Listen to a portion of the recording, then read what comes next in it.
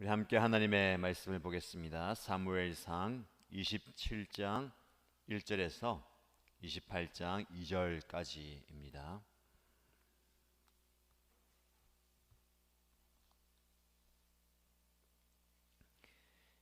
사무엘상 27장 1절에서 28장 2절까지 말씀을 함께 읽겠습니다. 다윗이 혼자서 생각하였다. 이제 이러다가 내가 언젠가는 사울의 손에 붙잡혀 죽을 것이다. 살아나는 길은 블레셋 사람의 땅으로 망명하는 것뿐이다. 그러면 사울이 다시 나를 찾으려고 이스라엘의 온 땅을 뒤지다가 포기할 것이며 나는 그의 손에서 벗어나게 될 것이다. 그래서 다윗은 일어나서 자기를 따르는 부하 600명을 거느리고 가드 왕 마옥의 아들 아기스에게로 넘어갔다. 그리하여 다윗은 가드에 있는 아기스에게로 가서 거처를 정하였다. 다윗과 그의 부하들은 저마다 가족을 거느리고 살았는데 다윗이 거느린 두 아내는 이스라엘 여인 아히노암과 나발의 아내였던 갈멜 여인 아비가일이었다. 다윗이 가드로 도망갔다는 소식이 사울에게 전하여지니 그가 다시는 다윗을 찾지 않았다. 다윗이 아기스에게 간청하였다. 임금님이 나를 좋게 보신다면 지방 성읍들 가운데서 하나를 나에게 주셔서 내가 그곳에 정착할 수 있도록 해 주시기를 바랍니다. 이 종이 어떻게 감히 임금님과 함께 임금님이 계시는 도성에 살 수가 있겠습니까?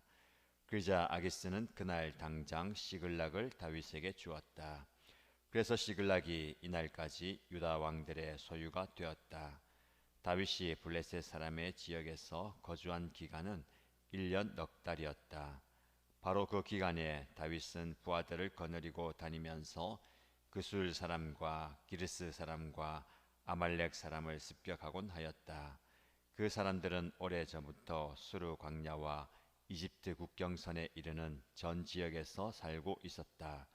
다윗은 그들이 사는 지역을 칠 때에는 남녀를 가리지 않고 한 사람도 살려두지 않고 양과 소와 나귀와 낙타와 옷을 약탈하였다.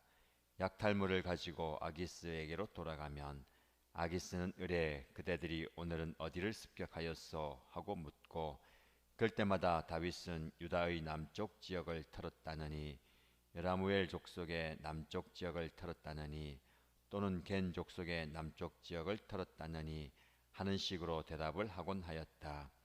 다윗이 남녀를 가지 않고 죽이고 가드로 데려가지 않은 것은 그들이 다윗의 정체를 알아 다윗이 그런 일을 하였다고 폭로할까 두려웠기 때문이다.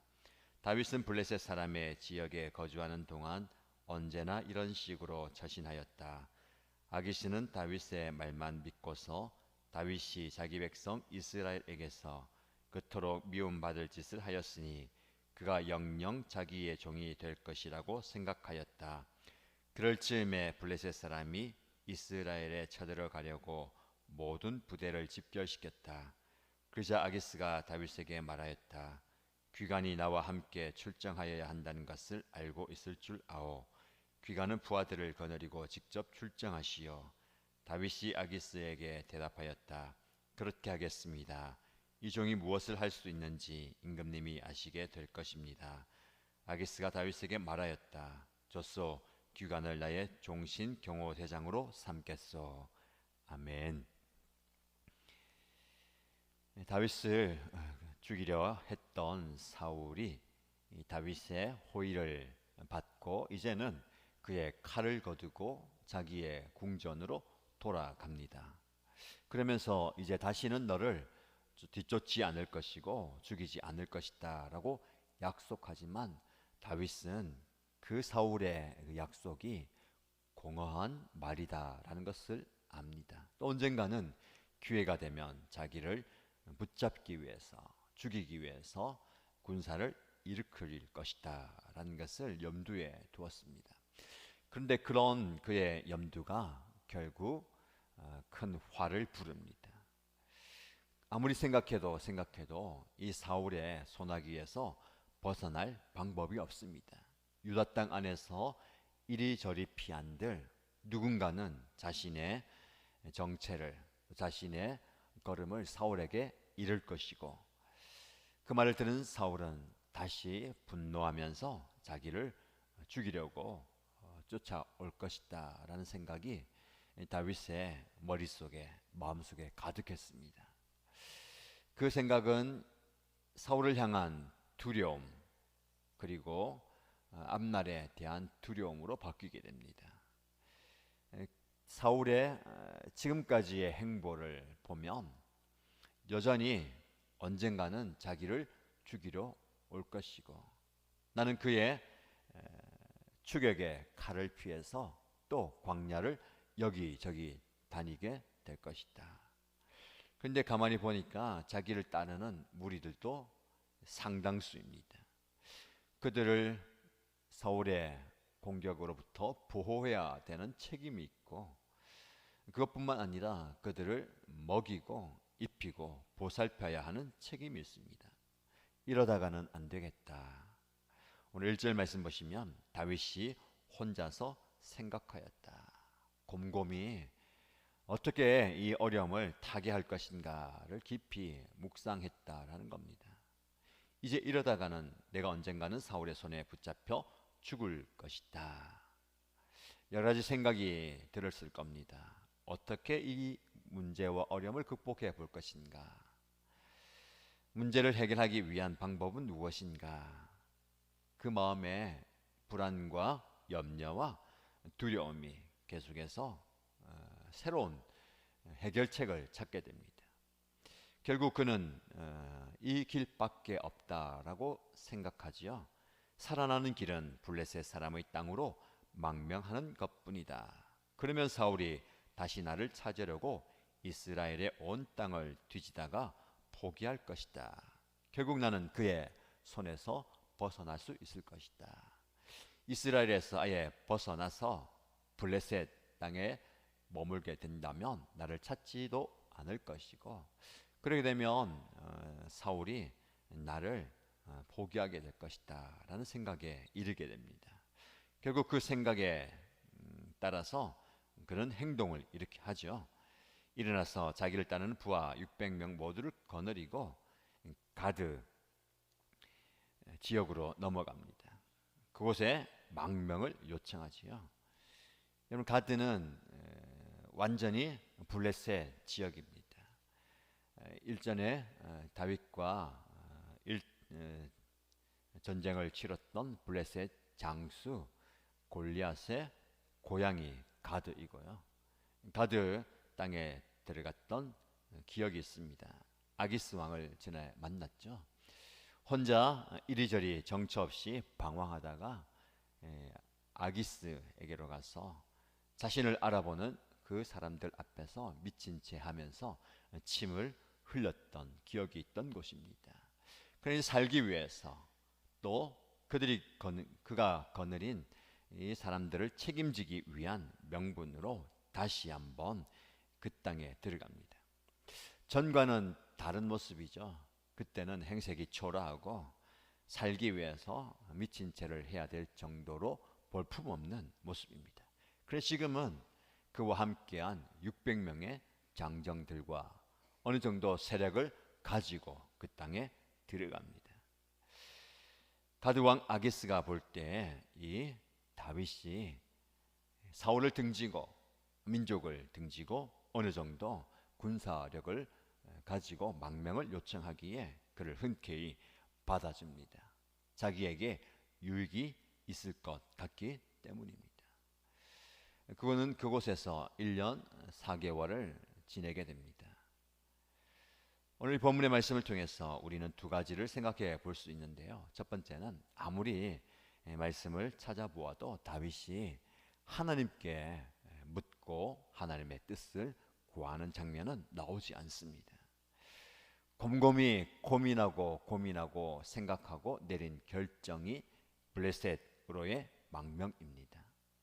하나님께 어떤 걸음을 걸어가야 될지, 어떤 행보를 해야 할지 묻고 하나님의 뜻을 구하지 않고 불안과 염려와 두려움에 사로잡혀서 그 어려움을 극복하기 위한 인간적인 방법, 그것을 찾습니다.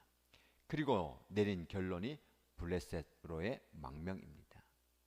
우리는 항상 지금까지 하나님의 뜻을 묻고 하나님의 뜻을 앞세웠던 다윗을 보아왔습니다. 그런데 곤궁한 상황이 계속되다 보니까 사울의 뒤쫓음으로 인하여서 마음의 어려움이 계속되다 보니 고민하고 고민하던 끝에 나름대로 좋은 결론을 내리게 됩니다. 우리도 고민하고 고민하고 생각하고 생각해서 내린 결론이 내가 보기에 바른 이치인 것 같고 좋은 결론인 것 같을 때가 참 많이 있습니다. 그러나 아무리 내가 고민하고 고민하고 생각을 깊이 하고 몰두한다 하더라도 하나님의 뜻을 넘어설 수가 없습니다. 다윗은 이것이 가장 최선이다 생각하고 블레셋에 망명하였습니다. 그런데 결과는 어떻습니까? 과연 그가 계획한 대로 사울이 더 이상 다윗을 뒤쫓지 않습니다. 다시는 그를 뒤쫓아서 그를 죽이기를 포기합니다. 다윗의 계획대로 일이 진행되는 것 같습니다. 나를 더 이상 뒤쫓지 않는 사울, 그리고 어느 정도 가드왕 아기스의 인정을 받습니다. 그곳에서 육체적으로 편안한 삶을 살고 또 안락한 삶을 사는 것 같지만 영적으로는 편안하고 안락하고 안전한 삶과는 대조적으로 영적으로 조금은 계속해서 어두워지는 것을 보게 됩니다. 왜냐하면 그곳에서 더 잘 살기 위해서 거짓된 삶을 살게 되고 민족을 또 쳐야 되는 어려움을 겪게 되기 때문에 그렇습니다. 그곳에서 다윗은 아말렉 사람을 위시한 여러 민족들을 쳐서 멸합니다. 그들이 살기 위해서 다른 민족을 쳐서 모두 다 죽이고 남녀노소 다 죽이고 거기에 있는 양이나 소나 낙타와 옷을 약탈해 옵니다. 그리고 가드왕 아기스에게 보고하기를 항상 전쟁을 하고 오면 다윗에게 그대들이 오늘은 어디를 습격하였소? 라고 물어볼 때에 남쪽 유다를 습격했습니다. 즉 자기의 민족인 이스라엘을 치고 왔다라고 거짓으로 고합니다. 그래야만 아기스에게서 자기의 위치와 지위가 인정받기 때문에 그렇습니다. 이스라엘을 등지고 망명해 왔는데 그 이스라엘과 완전히 원수된 모습을 보여야 블레셋 가드의 왕 아기스에게 인정을 받습니다. 아기스는 다윗의 말을 곧이곧대로 듣습니다. 그리고 계속해서 그가 완전히 이스라엘과는 원수가 되었구나라고 흡족해합니다. 이 과정 가운데 다윗이 왜 이 아기스에게 거짓으로 자기는 유다를 쳤다라고 했는가? 그리고 습격한 모든 민족들의 남녀노소 가릴 것 없이 모두 다 죽여버립니다. 한 사람도 남기지 않습니다. 그 당시에는 남자들과의 전쟁에서 남자들은 죽인다 하더라도 여인이나 아이들을 포로로 잡아왔습니다. 그래서 가정에서나 나라에서 포로로 하인으로 종으로 삼았죠. 근데 그렇게 하지 않는 이유는 자신의 정체가 탄로날까봐, 그래서 아기스가 그 모든 것을 다 알게 될까봐 두려웠기 때문이다라고 성경은 우리에게 증거합니다. 다윗의 마음 가운데 두려움이 가득했습니다. 지금 우리가 누리고 있는 이 안락함과 편안함, 그래도 전에는 사울의 손에서 칼에서 광야에서 유리방황했던 삶이었는데 지금은 그 사울의 손에서 완전히 벗어나서 블레셋에서 어느 정도 자리를 잡으면서 시글락이라는 지역을 할당받아서 자신의 지위와 체면과 평안한 삶을 살고 있는데 이것을 잃어버릴까 봐 두려워했다는 겁니다. 전에는 사울의 손에 붙잡혀 죽을까 봐 두려워서 블레셋으로 망명하였고 어느 정도 자리를 잡으니까 이 모든 것들을 잃어버릴까 두려워하는 마음. 그래서 결국 그는 거짓으로 계속해서 자신의 삶을 포장해 갑니다. 그러나 그 거짓은 결국 더 큰 어려움을 낳게 됩니다. 어느 정도 아기스의 인정을 받게 되자 블레셋이 대대적인 침략 작전을 세웁니다. 이스라엘을 침략하기 위해서 모든 군사를 다 모집하고 소집할 때에 신임을 하고 있는 아기스가 다윗을 향해서 우리가 군사를 일으키니 당신도 분명히 참여해야 될 줄 안다. 다윗의 마음이 어떤 마음이 들었겠습니까? 지금까지는 민족들을 치지 않고 거짓으로 아기스를 속여왔습니다. 이제는 더 이상 속일 수가 없습니다. 전면전을 벌이기 위해서 다윗과 그의 군사들도 민족을 이스라엘을 치기 위해서 함께 동참하라는 겁니다. 그 말에 따르자니 블레셋과 함께 민족과 전쟁을 일으켜야 하고 그 말을 따르지 않자니 지금까지 인정받고 그리고 그와 함께했던 아기스를 등져야 하는 상황입니다. 이러지도 저러지도 못하는 상황 가운데 결국 시대와 상황의 흐름 가운데 그렇게 하겠습니다. 다윗을 종신 경호대장으로 삼을 만큼 아기스는 다윗을 인정합니다. 그런 가운데 이제는 블레셋 최전방에서 이스라엘을 쳐야 되는 상황에 놓이게 됩니다. 오늘 본문의 말씀해 보시면 다윗은 혼자서 생각하였다. 사실 어려움을 극복하기 위해서 그와 함께한 사람들 책임지기 위해서 깊이 고민하고 생각하고 내린 결론입니다. 그러나 그 과정 가운데 하나님의 뜻보다 자신의 생각과 결정이 앞섰기 때문에 결국 거짓이 거짓을 낳는, 물론 그 결정 때문에 사울의 손에서 벗어날 수 있었고 어느 정도 안정된 삶을 살 수 있었습니다. 우리에게 주는 교훈은 무엇입니까? 세상적인 고민과 세상적인 걱정 가운데 우리는 오늘 하루를 살아가고 있습니다. 그래서 우리는 고민하고 생각해서 내린 결정을 따를 때가 많이 있습니다.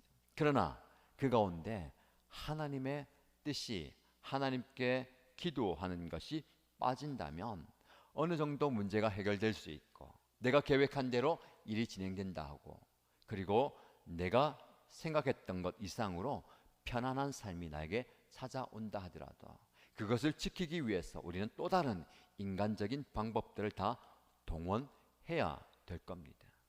자, 그러면 광야에서 쫓겨다니면서 굴이나 산속에서 숨어 살던 다윗의 삶과 지금 시글락이라는 도성에서 편안하게 안락하게 사는 삶, 어느 것이 좋은 삶입니까? 세상적으로 볼 때에는 후자가 더 나아 보이지만 무엇이 빠졌습니까? 영적인 은혜가 빠졌다는 것. 광야에서 우리가 거한다 하더라도 하나님의 임재를 경험하고 하나님과 동행하면서 하나님과 묻고 답하고 대화하면서 사는 삶이 복입니다. 그러나 우리가 아무리 좋은 도성에서 집에서 편안하게 많은 것을 누린다 하더라도 계속해서 고민하고 이 문제와 어려움을 해결하기 위해서 나에게 주어진 편안한 삶을 유지하기 위해서 거짓된 삶을 살아간다는 것은 복이 아니라 화가 된다는 겁니다. 여러분 무엇을 선택하시겠습니까? 우리는 극단적이죠. 광야냐 좋은 도성이냐. 여러분 그게 중요한 게 아닙니다.